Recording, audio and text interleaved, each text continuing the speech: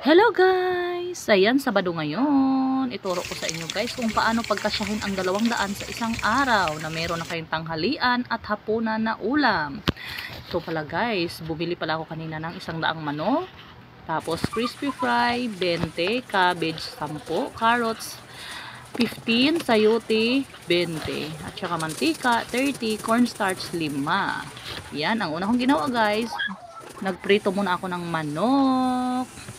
Tapos, ito naman yung pangalawang ginawa ko guys. Yung mga gulay ay hinati ko para yung isa ay gawin kong pritong gulay at saka ginisang gulay. Ayan na nga yung ginawa ko guys. Dinurog ko yung carrots, sayote at saka yung cabbage. Tapos nilagyan ko ng cornstarch at crispy fry. Tapos sibuyas, bawang. Ayan, hinalo-halo ko lang para pantay yung lasa. Prinito ko na yung gulay guys para na yan siyang patty. O di ba may dalawang putahe na. Ayan naman ang pangatlong putahe ko guys. Ginisa ko yung gulay na natira kanina.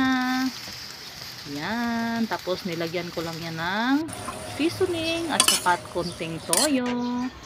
Ayan, napakasarap na. Luto na yung ulam namin sa tanghalian at hapunan.